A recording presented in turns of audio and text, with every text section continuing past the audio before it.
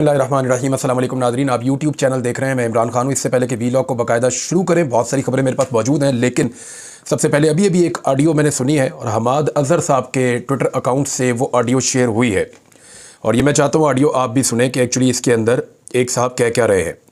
और अगर ये ऑडियो सच है और ये चीज़ एक हकीकत है तो फिर हम उस तबाही को पहुँच चुके हैं जिसको हमें कभी नहीं पहुँचना चाहिए था। अगर ये सच है तो फिर इस मुल्क के अंदर किसी की भी इज़्ज़त महफूज नहीं है, क्योंकि एक मेंबर कौमी असम्बली हैं, उनका नाम है सादुल्लाह बलोच। मुबैना तौर पे ये उनके भाई हैं जिन्होंने ये मैसेज किया है। अब ज़रा आप मैसेज सुनिए, हमाद अज़हर साहब ने इसको पोस्ट किया है। एक्चुअली एमएनए के भाई जो हैं वो कह क्या रहे हैं, ये सुनिए। अस्सलाम वालेकुम, मैं तमाम मोअज़्ज़िज़ मेंबरान को एक खबर देना चाहता हूँ कि मैं मोहम्मद सादुल्लाह बलोच एमएनए 97 का भाई बात कर रहा हूँ। मैं आपको ये बताना चाहता हूँ कि अभी थोड़ी देर पहले मेरी भाभी मोहम्मद सादुल्लाह बलोच की बीवी, उनकी बेटी और उनकी खाला को नामालूम अफराद की तरफ से उठा लिया गया है। ये आपने ऑडियो सुनी, ये ऑडियो आप एक बार फिर सुने। मैं तमाम मोअज़्ज़िज़ मेंबरान को एक खबर देना चाहता हूँ कि मैं मोहम्मद सादुल्लाह बलोच एमएनए 97 का भाई बात कर रहा हूँ। मैं आपको ये बताना चाहता हूँ कि अभी थोड़ी देर पहले मेरी भाभी मोहम्मद सादुल्लाह बलोच की बीवी, उनकी बेटी और उनकी खाला को नामालूम अफराद की तरफ से उठा लिया गया है। अच्छा जी, ये जो आपने अभी सुना और मैंने आपको ये ऑडियो सुनाई, ये सोशल मीडिया पे इस वक्त बहुत तेज़ी से गर्दिश कर रही है। पाकिस्तान तहरीक इंसाफ जो है वो सरापा एहतजाज है कि एक बेटी और एक बीवी और एक खाला, ये तीन लोग जो है घर की तीन खवातीन के बारे में वो क्लेम कर रहे हैं कि उनको उठा लिया गया है, नामालूम लोगों ने उनको अगवा कर लिया है। ये रियासत की जिम्मेदारी है। अगर यहाँ पे अरकान कौमी असम्बली अपनी असम्बली के अंदर महफूज नहीं है तो फिर बाहर पाकिस्तानी क्या महफूज होंगे। अगर यहाँ पे अरकान कौमी असम्बली के फैमिलीज़ जो हैं उनके घर की खवातीन महफूज नहीं है तो बाकी घरों की खवातीन कैसे महफूज होंगी। खैबर पख्तूनख्वा की असम्बली में अलग शोर बचा हुआ है, वहाँ पर रोला पड़ा हुआ है, एक के बाद एक तकरीर हो रही है, लोग एक के बाद एक अपना दुख सुना रहे हैं, जिसके ऊपर जो बीती है वो सब बता रहा है। इसके बारे में बाद में बात करूंगा, लेकिन पहले जरा आप ये देखें कौमी असम्बली में जो हुआ सानिहा 9 सितंबर और 10 सितंबर, यानी ये 9 सितंबर को इसका आगाज़ होता है, 10 सितंबर तक ये जारी रहता है। इसमें पार्लियामेंट हाउस की बिजली बंद की गई और बिजली बंद करने के बाद चंद गाड़ियां मीडिया ने दिखाई कि वो पार्लियामेंट के अंदर दाखिल हो गई और उसके बाद पार्लियामेंट की बिल्डिंग के अंदर मौजूद पाकिस्तान तहरीक इंसाफ के अरकान असम्बली को गिरफ्तार कर लिया गया। उन तमाम के प्रोडक्शन ऑर्डर जारी करवाए पाकिस्तान तहरीक इंसाफ ने। तहरीक इंसाफ उसके ऊपर एहतजाज कर रही है, लेकिन कुछ अजीबोगरीब चीज़ें हो रही हैं। यानी आज बिलावल जरदारी आए, वो इसकी मजम्मत करना भी चाह रहे थे, कर भी नहीं पा रहे थे। देखें, पीपल्स पार्टी के लिए इस वक्त सबसे बड़ा मसला क्या है। पीपल्स पार्टी के लिए बड़ा मसला यह है कि उन्होंने अपने ऊपर एक झूठा लेबल लगाया हुआ है कि हम सबसे ज़्यादा जमहूरी पॉलिटिकल पार्टी है। हालांकि अगर आप देखें कि जितनी मार उन्होंने सिंध में मारी पाकिस्तान तहरीक इंसाफ के कारकुनों को, उतनी तो पंजाब में भी नहीं पड़ी। पंजाब में तो कारकुन निकलते हैं, यहाँ गिरफ्तारियां होती हैं, बाज़ जगह पे कारकुन कामयाब हो जाते हैं, लेकिन जो उन्होंने अलीम खान के साथ किया, जो उन्होंने बाकी सारी पॉलिटिकल पार्टीज़ के साथ किया, जो उन्होंने पाकिस्तान तहरीक इंसाफ छुड़वाने के लिए तहरीक इंसाफ के जो एमएनए थे या जो अरकान थे उनके साथ जो जो जुल्म किया, वो सारा कोई रिकॉर्ड का हिस्सा है। और अभी आप देख लीजिए कि सिर्फ और सिर्फ सिंध के अंदर जब ये 8 सितंबर का जलसा हुआ इस्लामाबाद में, तो सिंध के अंदर गिरफ्तारियां हुई पाकिस्तान तहरीक इंसाफ के कारकुनों की। बाकी जगह से उस तरह गिरफ्तारियां रिपोर्ट नहीं हुई। इस्लामाबाद में बाद में बहुत गिरफ्तारियां हुई, लेकिन सिंध में गिरफ्तारियां हुई थी। तो पीपल्स पार्टी बिल्कुल जमहूरी जमात नहीं है। बेनज़ीर भुट्टो की तलाश में लोग बिलावल तक पहुंचे, लेकिन ये बिलावल जरदारी है, ये बेनज़ीर भुट्टो की तरह नहीं है। और जो इनके अंदर बेनज़ीर भुट्टो को ढूंढना चाह रहे हैं उनको नाकामी होगी। बेनज़ीर भुट्टो आपको कहीं और मिलनी थी, आप गलती से जरदारियों की फैमिली में आ गए और यहाँ पे आपको बेनज़ीर भुट्टो नहीं मिलेगी। बिलावल जरदारी आज भी स्कोर सेटल कर रहे थे। यानी इतना जुल्म और जबर जो इस दौर में हुआ है उसकी तारीख में कोई मिसाल नहीं मिलती। खासतौर पर जमहूरी सियासी जमातों की हुकूमतों के दौरान तो ऐसा कभी नहीं हुआ। इवन डिक्टेटर्स के अदवार में भी ऐसा नहीं हुआ जैसा बिलावल जरदारी और शहबाज शरीफ ने मिलकर इस कौम के साथ किया है, जैसा नवाज शरीफ और आसिफ जरदारी ने मिलकर इस कौम के साथ किया है, जैसा मरियम नवाज और आसिफा जरदारी ने मिलकर इस कौम के साथ किया है और बाकी सारी जमातों ने इनका साथ दिया जो पीडीएम की जमातें हैं। बहरहाल एक तरफ जो है स्पीकर अयाज सादिक वो ये फरमा रहे हैं कि ये गलत हो गया है और इसकी इंक्वायरी होनी चाहिए, इसके ऊपर कार्रवाई होनी चाहिए। कार्रवाई के तौर के ऊपर उन्होंने इब्तदाई तौर पर यह किया कि अपने अमले के जो असम्बली का अमला है उनके 5 लोग, सार्जेंट समेत 5 लोग उनके जो है उनको 4 महीने की छुट्टी पे भेज दिया। मैं छुट्टी पे इसलिए कह रहा हूं कि उनको मुअत्तल किया तो छुट्टी है उनके लिए 4 महीने की, यानी बाद में आगे वो अपनी तनख्वाहें भी ले लेंगे। इनको तो एडवांस तनख्वाहें मिलती हैं, इनको तो बोनसेस मिलते हैं क्योंकि ये खिदमत करते हैं बड़े बड़े ताकतवर लोगों की। बहरहाल स्पीकर ने जी अमले को 5 अफराद जो हैं उनको 4 माह की छुट्टी पर भेज के उन्होंने समझा कि उनकी कार्रवाई पूरी हो गई है।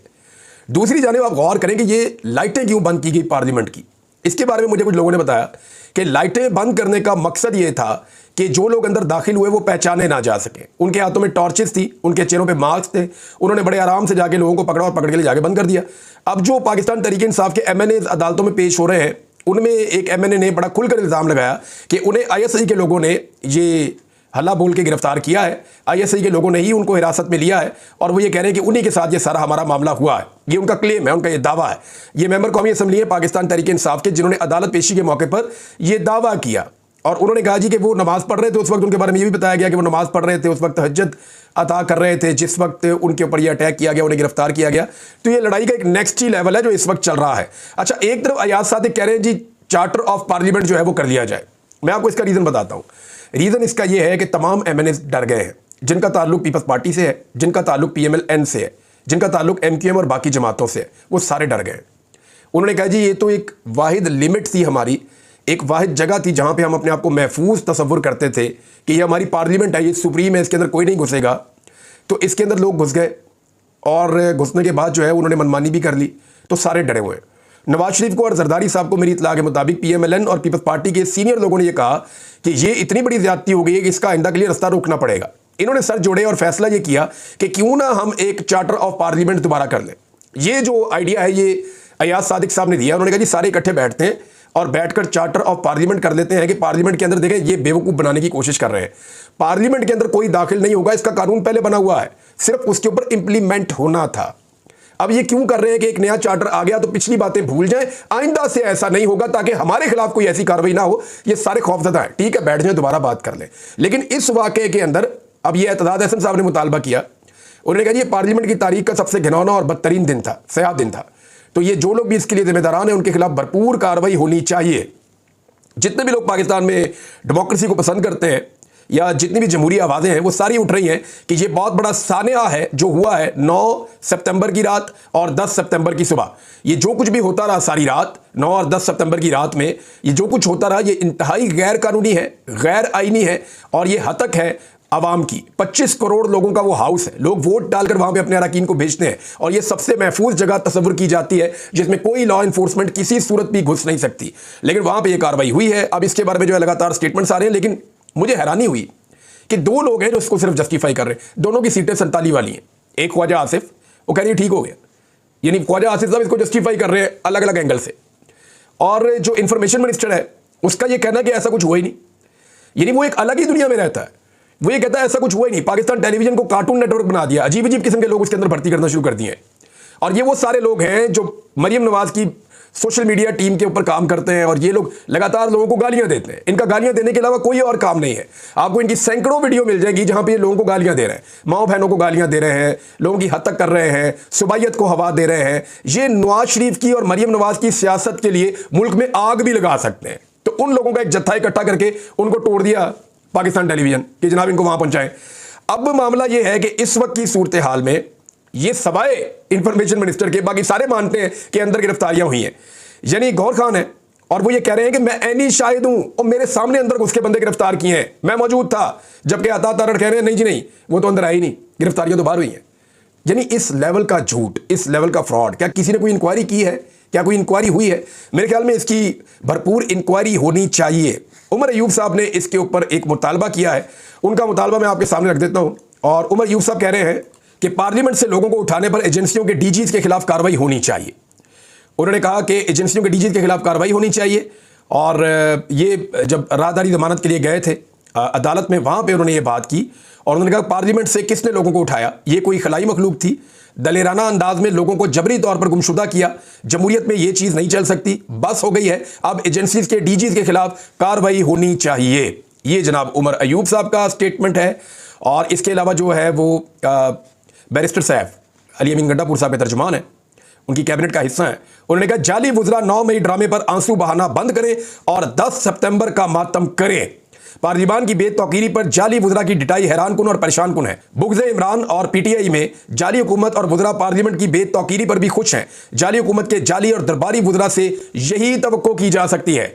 जाली वुज़रा 9 मई के ड्रामे पर मगरमच्छ के आंसू बहाना बंद करें और 10 सितंबर का मातम शुरू करें। ये जनाब बैरिस्टर सैफ साहब का स्टेटमेंट है। अली मोहम्मद खान साहब ने इसके बारे में ये कहा कि पार्लियामेंट पर धावा वफाकी हुकूमत की इजाज़त से ही हो सकता है। देखिए ना, सारे बाखबर थे। जरदारी साहब का वहाँ पे चल रहा है बेहतरीन किस्म का इशाइया, लोग खाने शाने खा रहे हैं, 2/3 अक्सरियत पूरी होने की खुशियाँ मनाई जा रही है। एन उस मौके पर पार्लियामेंट के ऊपर अटैक होता है, बार बार स्पीकर को आगाह किया जाता है, बाकी लोगों को आगाह किया जाता है, लेकिन इस सारी सूरत हाल के बावजूद कोई टस से मस नहीं होता। बल्कि शुरू में एक स्टेटमेंट आता है कि स्पीकर की इजाज़त से गिरफ्तारियां की गई हैं, लेकिन बाद में पता चलता है कि स्पीकर तो उसके ऊपर एक्शन ले रहे हैं। तो अब जितने भी एमएनएस हैं उन तमाम के दिल के अंदर एक खौफ बैठ गया है कि हमारी पार्लियामेंट महफूज नहीं रही। हमने चाहे लाखों लोगों के वोट लिए हैं, हम करोड़ों लोगों की नुमाइंदगी करते हैं इस पार्लियामेंट में आकर, 25 करोड़ लोगों का ये हाउस है, लेकिन इसकी इज्जत कोई नहीं है, ये अब सबको लगता है। दूसरी जानिब नाज़रीन, आप देखें शोएब शाहीन साहब की जमानत हो गई, यानी 2 दिन गिरफ्तार रखा ना, फिर जमानत हो गई और जमानत के बाद वो बाहर आ जाएंगे। क्या फ़र्क पड़ा इससे? यानी शोएब शाहीन साहब कोई मुख्तलिफ आदमी बन जाएंगे अब, या उनका अपना मौक़िफ़ अब बदल जाएगा? भाई वो उनका मौक़िफ़ भी नहीं बदलेगा और आप देखेंगे वो ज़्यादा ज़ोरदार तरीके से अपनी तहरीक चलाएंगे और ज़्यादा ज़ोरदार तरीके से, ज़्यादा मुतहर्रिक होकर अब वो सामने आएंगे। इस निज़ाम को ये समझ ही नहीं आ रही कि जितने लोगों को गिरफ्तार करते हैं वो बाहर आकर अपनी पार्टी के साथ ज़्यादा तेज़ी से काम करना शुरू कर देते हैं और ज़्यादा उनकी गहरी वाबस्तगी अपने कॉज के साथ या अपनी पार्टी के साथ या अपने लीडर के साथ हो जाती है। ये इतनी सी बात इनको समझ नहीं आ रही। और आप अक्लमंदी का अंदाज़ा यहाँ से करें कि जहाँ पे खैबर पख्तूनख्वा में अली अमीन गंडापुर के खिलाफ छोटी मोटी बगावत कहीं पे पैदा करने की कोशिश की जा रही थी, इक्का दुक्का लोग जो हैं वो स्टेटमेंट्स दे रहे थे, या कहीं कहीं पे कोई बंदा जो है वो इधर बात कर रहा था, कोई उधर बात कर रहा था, और इस तरह की अफवाहें उड़ाई जा रही थी कि अली अमीन गंडापुर की हुकूमत खैबर पख्तूनख्वा में अब मुश्किल में, ये कहा जा रहा था। बार बार इस तरह के स्टेटमेंट्स आ रहे थे और ऐसी खबरें भी निकल रही थी। लेकिन ऐसी अक्लमंदी किए करने वालों ने जो सलूक किया अली अमीन गंडापुर से और पार्लियामेंट के ऊपर, अब पूरी की पूरी खैबर पख्तूनख्वा असेंबली एक चट्टान की तरह अली अमीन गंडापुर के सामने आकर खड़ी हो गई। उन्होंने कहा जी हम आपके सामने खड़े हैं, हमारे वज़ीर आला तक कोई नहीं पहुंच सकता। यानी जो मैं आपको चीज़ें बता रहा हूं ये बहुत कम करके बता रहा हूं। खैबर पख्तूनख्वा के एमपीएस जो कहना चाहते हैं उनको रोज़ाना रोका जाता है कि ब्रेकें लगाओ, आगे मत बढ़ो, अपने आप को कंट्रोल में रखो। बार बार ये हो रहा है, लेकिन खैबर पख्तूनख्वा के अंदर जज्बात बहुत ज़्यादा भड़क चुके हैं और मेरे ख्याल में इनको नीचे लाने के लिए जो सबसे बेहतरीन तरीका है वो रूल ऑफ लॉ है, वो आज़ादी इज़हार राय है, वो मुल्क में जमहूरियत है, जमहूरी रवायात है। उस तरीके से ही आप मुल्क को आगे बढ़ा सकते हैं। खैबर पख्तूनख्वा के लोग इसलिए तो गुस्से में नहीं है कि वो कोई जंग करना चाहते हैं या खुदा न खास्ता वो कोई अलहदगी पसंद किस्म के लोग तो नहीं हो, तो पाकिस्तान जिंदाबाद का हमेशा और सबसे पहले नारा लगाते हैं। पाकिस्तान के वो उतने ही मुहब्बत हैं जितने बाकी पाकिस्तानी हैं। लेकिन मामला ये है कि वो ये कह रहे हैं कि हमसे हमारे आईनी और कानूनी हकूक छीने जा रहे हैं, हमारे साथ ज्यादती हो रही है, जुल्म हो रहा है, और आपको खैबर पख्तूनख्वा की असेंबली में बार बार ये चीज़ें नजर आ रही हैं। अब फजलुर रहमान साहब की तरफ से दोबारा एक स्टेटमेंट आया और फजलुर रहमान साहब से मुलाकात की मोहम्मद अली दुरानी साहब ने, उनका इंटरव्यू किया नईम भट्ट साहब ने, तो उन्होंने बताया जनाब कि फजलुर रहमान साहब कह रहे हैं जी मैंने नहीं इस हुकूमत का साथ देना, मैं अपोजिशन में हूँ, मैं यहीं पे रहूँगा, मैंने अगर इस हुकूमत का साथ दे दिया तो मेरे पल्ले कख नहीं रहना। ये फजलुर रहमान साहब ने सिंपल अल्फाज अगर मैं करूँ तो फजलुर रहमान साहब को इस बात का आइडिया है, उनकी पार्टी भी ये जानती है। हालांकि अब एक लालच बहुत बड़ा भी दिया गया कि अगर आप 2/3 अक्सरियत दे दें तो ये भी चीज़ ज़ेरे गौर रखी गई है कि हम गवर्नर राज लगाने का तरीक़ाकार बदल देंगे और फिर खैबर पख्तूनख्वा में आपका गवर्नर होगा और आप ही की हुकूमत होगी अगर गवर्नर राज वहाँ पे लग गया तो। हालांकि पहले यह है कि गवर्नर राज लगाया ही नहीं जा सकता आईने पाकिस्तान के मुताबिक जब तक कि उस सूबे की असेंबली उसकी इजाज़त ना दे। एक खबर यह है नादरीन के अब क्योंकि NRO 2 मुकम्मल हो गया है और सुप्रीम कोर्ट ऑफ पाकिस्तान ने जो तरामीम की थी नैब के कवानीन में, PDM की हुकूमत ने उनको दोबारा बहाल कर दिया। उन तरामीम की बहाली के बाद सबसे पहले वकीलों ने जाके शहबाज शरीफ और हमजा शहबाज का जो रमज़ान शुगर मिल केस है, जो बड़ा तगड़ा केस था इस फैमिली के खिलाफ, जिसके अंदर बहुत सारे सबूत मौजूद थे, बहुत सारे फेक अकाउंट, बहुत सारी ऐसी चीज़ें थी जो आप सुनते थे बार बार, जिसके अंदर आपको नजर आता था फलाने का अकाउंट खुल गया, कोई चपड़ासी है, कोई ये है, कोई वो है। ये बड़ी लंबी कहानी थी, ये सारी कहानी ख़त्म, क्योंकि वहाँ पर जाके जनाब ये कह दिया गया अदालत में कि क्योंकि तरामीम आ चुकी हैं नैब कवानीन के हवाले से, लिहाजा जनाब NRO 2 मुकम्मल है तो ये केस अब वापस कर दिया जाए। तो उसकी जनाब तैयारी शुरू हो गई है, उसकी कार्रवाई शुरू हो गई है। जबकि अलीमा खान साहिबा ने एक स्टेटमेंट दिया, वो स्टेटमेंट मैं आप तक पहुंचा देता हूं। उन्होंने कहा कि इमरान खान ने खुद कहा है कि मुझे मुर्सी की तरह जेल में मारना चाहते हैं और ये फैसला 1 महीना पहले हुआ है।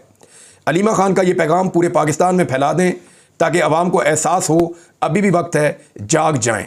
ये शेर अफजल मरवत साहब के अकाउंट से ट्वीट हुआ है। अलीमा खान साहिबा ने ये क्लेम किया कि इमरान खान का कहना है, दोबारा इमरान खान साहब कह रहे हैं, बार बार कह रहे हैं कि मुझे मुर्सी की तरह मारने का मंसूबा बनाया जा चुका है और ये मंसूबा 1 माह पहले बना था। बाकी चीज़ें अगले वीडियो में बात करते हैं। नाज़रीन ये काफ़ी लंबा हो गया, अब तक लेते हैं। अपना ख्याल रखिएगा, अपने चैनल का भी। अल्लाह हाफ़िज़।